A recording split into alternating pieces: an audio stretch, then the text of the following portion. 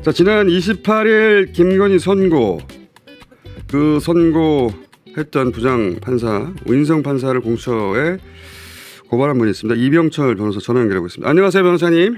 네, 수고하십니다. 이병철 변호사입니다. 자, 우인성 판사의 판결. 여보세요? AI 강의 잘 듣고 있습니다.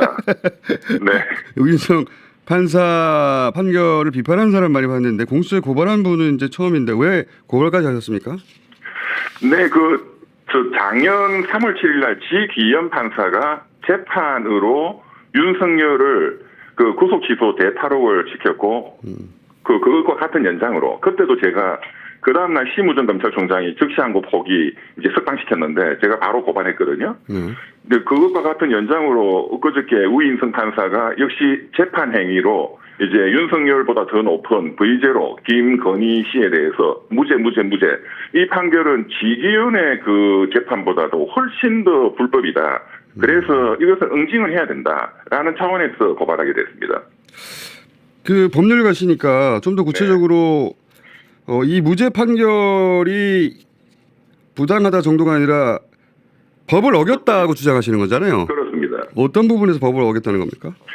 예, 직권남용 권리행사 방해죄로 고발을 했는데요. 직권남용이라는 게 이제 판사가 직권을 남용이 가장 딱 부러지는 게 법을 어긴 경우인데, 첫째는 뉴스 보도가 됐지만 방조범으로 공소장 변경 요구를 했었어야 되는데, 본인이 이거는 방조에는 해당하는 것 같다. 고의 또는 미필적 고의는 인정이 된다. 해놓고 검사가 공소장 변경을 스스로 안 했기 때문에 나는 그냥 이것도 다 무죄다. 나는 이거는 검토도 안 하겠다. 그런데 형사소송법 298조가 공소장 변경을 규정하는데요. 그 2항이 이런 거를 예정해서 중대범죄자를 풀어주면 안 된다. 그래서 법원은 공소장 변경을 요구하여야 한다 이렇게 돼 있습니다. 할 수 있다도 아니고 요청도 아니에요. 요구하여야 한다. 그렇기 때문에 이것을 안 했으므로 이 법률을 정면으로 위반했다. 이게 제일 큰 것입니다. 그러니까 피고인 죄가 있다는 걸 판사가 알게 되면 그렇죠. 소송 지휘를 했어야 하는데 그렇죠. 그래서 그렇게 검사들이 공소장 변경하는 경우 많죠. 다 하죠. 예, 한덕수 경우도 그렇습니다. 예, 지금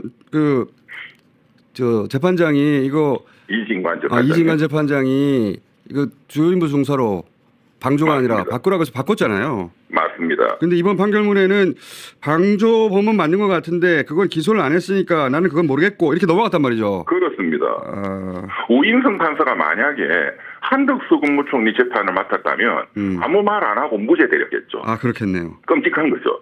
그런데 만약에 이게 많은 판사들에게 어떤 공유가 되고 있다면 지기현 판사가 윤석열 재판도 날려버릴 수 있어요.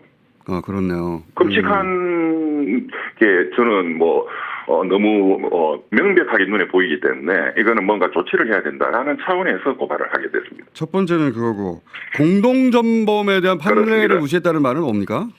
예, 그게 이제 김태원 대전 공검장이 이제 SNS에 올린 그분이 법리 상당히 밝으신 것 같아요. 짧은 문장인데 굉장히 함축적으로 그건 뭐냐면 지난 70년간 대법원 판례에 확립되어 온 법리입니다.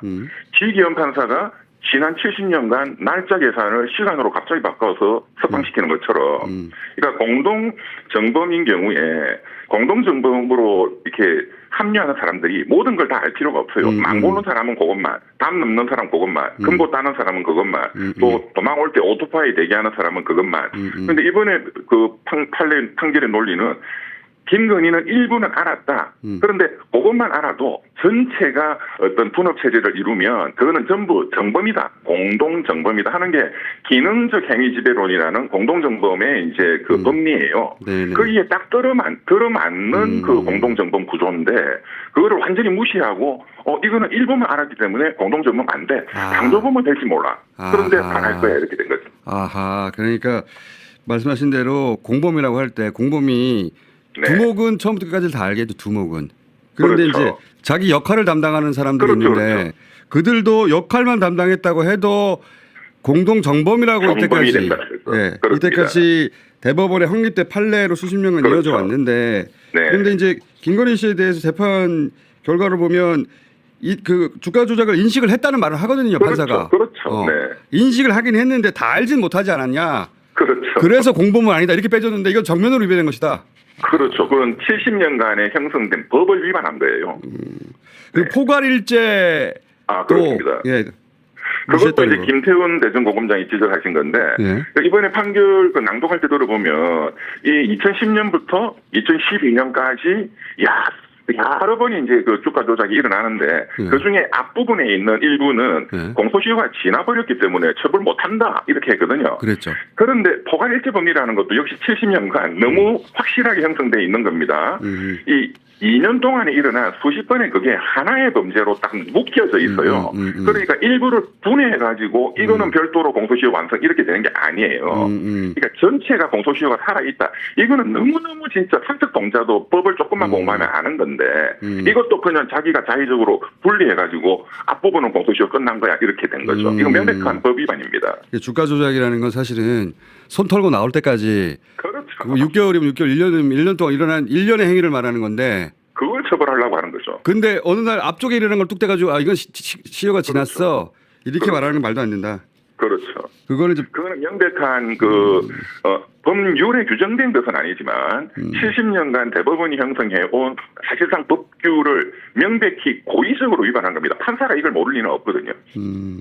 그래서 제가 한 말씀 드리면 우리가 법왜곡죄를 지금 만든다 말이 있다가 요즘에 좀 조용하잖아요. 예. 그게 딱 이겁니다.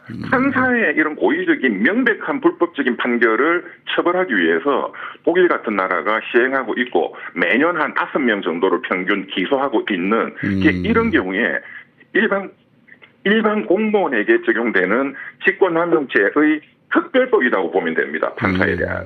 예, 그게 필요하다는 걸 이번에 국민들이 많이 아시게 된 거죠. 그리고 이제 판사 태도도 문제 삼으셨는데 태도는 어떤 부분에서 문제가 있었습니까?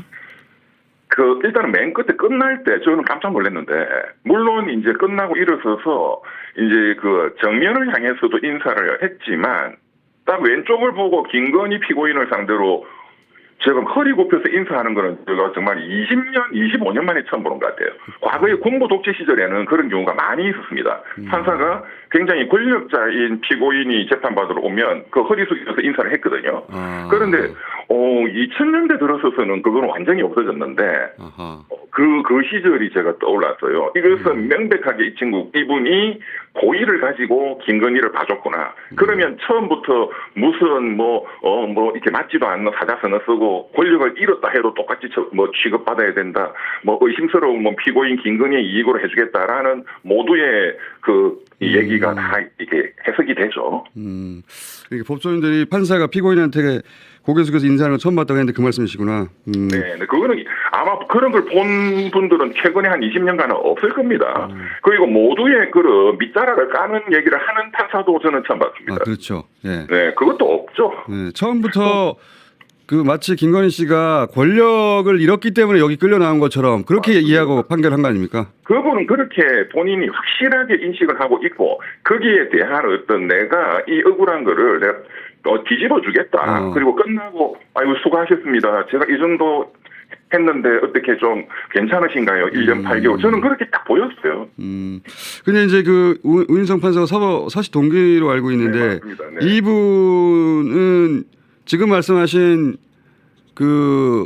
판결을 내린 이유가 왜냐하면 최근에는 법조계에서 한덕수 판결 이래로 법조계 분위기가 많이 바뀌었다는 얘기도 있었는데 맞습니다. 네.